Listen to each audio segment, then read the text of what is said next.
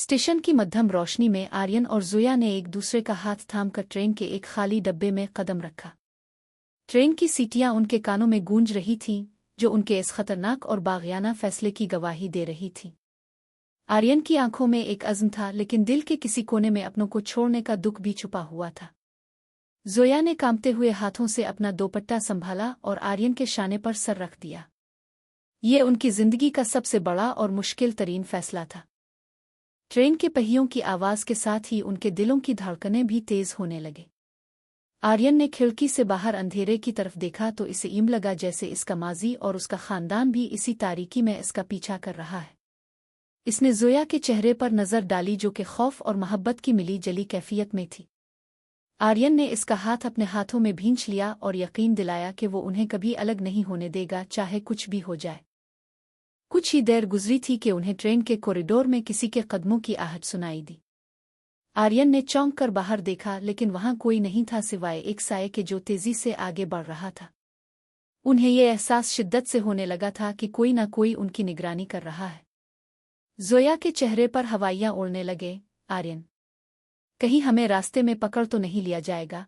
आर्यन ने इसे तसल्ली दी। जब तक मैं तुम्हारे साथ हूं, तुम्हें कोई कुछ नहीं कह सकता। अगले स्टेशन पर जब ट्रेन रुकी तो बाहर आर्यन के वालिद के कुछ आदमी खड़े नजर आए। आर्यन की सांसें रुकने लगे और उसका खून सर्द पड़ गया। ये एक बहुत बड़ा झटका था कि उनके ताक़ुब करने वाले इतनी जल्दी उन तक पहुंच चुके थे। आर्यन ने ज़ोया को सीट के नीचे छुपने का इशारा किया ताकि वो नज़रों से ओझल रहे।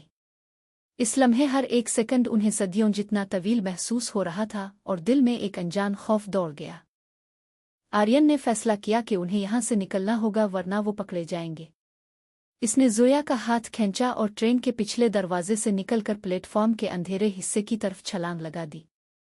सर्द हुआ के झोंके के उनके चेहरों से टकरा रहे थे, लेकिन वो बगैर रुके भागते रहे।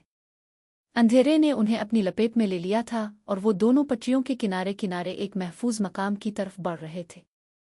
वो दोनों भागते हुए एक छोटी सी गिल्ली में पहुंचे जहां सर्दी की वजह से कोहरा छाया हुआ था। ज़ोया थकावट से निढाल हो चुकी थी, लेकिन आर्यन ने इसे गिरने न दिया और मुसलसल हौसला अफजाई की। इसने अपने कोट में ज़ोया को लपेट लिया और एक पुरानी इमारत की तरफ इशारा किया। वो इस वीरान इमारत का दरवाज़ा खोलकर अंदर दाखिल हुए, जहां बाहर के तूफान और शोर से मुकम्मल खामोशी थी। पुरानी इमारत के अंदर ज़ोया ने एक कोने में बैठकर सुकून का सांस लिया, लेकिन इसकी आंखों में आंसू थे। आर्यन ने इसके आंसू अपने हाथों से पोंछे और बोला, ज़ोया, हमारी मोहब्बत का ये सफ़र अब एक कठिन इम्तिहान बन चुका है। क्या तुम इस मुश्किल रास्ते पर मेरे साथ चलने को तैयार हो? ज़ोया की नम आंखों में चमक आ गई और उसने मुस्कराकर इस बात में सर हिला दिया।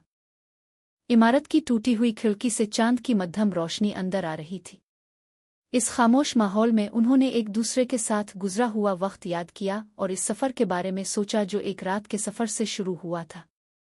ज़ोया ने कहा, मुझे डर है कि हम अपने खानदान का सामना कैसे करेंगे। आर्यन ने इसके माथे पर बोसा दिया और कहा, हमें किसी से डरने की ज़रूरत नहीं है, हम सिर्फ अपने दिल की सुनेंगे। अभी उन्होंने कुछ लम्हे ही गुजारे थे कि अचानक बाहर के दरवाजे पर किसी के भारी कदमों की आवाज़ आई। उनकी धड़कनें एक बार फिर रुक सी गईं, क्योंकि वो कदम उनके ताक़ुब करने वालों के लग रहे थे। किसी ने ज़ोरदार तरीके से दरवाजे पर दस्तक दी, जिससे पुरानी इमारत के अंदर गूंज पैदा हो गई। आर्यन तेजी से उठा और उसने ज़ोया को अपने पीछे छुपा लिया, क्योंकि सूरत-ए-हाल अब इंतहाई खतरनाक हो चुकी थी। दरवाजे के खिलने की आवाज़ आई और बाहर अंधेरे में कुछ साए नजर आए। आर्यन ने ज़ोया की तरफ देखा, जिसकी आंखें खौफ से फटी हुई थीं, लेकिन इसके हाथ में आर्यन का हाथ मजबूती से जड़ा हुआ था। क्या वो इस मुश्किल सूरत-ए-हाल से निकल पाएंगे? उनकी मोहब्बत एक बार फिर रवायात के सामने हार जाएगी? कहानी के सस्पेंस और नई मुश्किल ने एक तूफान खड़ा कर दिया है, जो अगले हिस्से में सामने आएगा।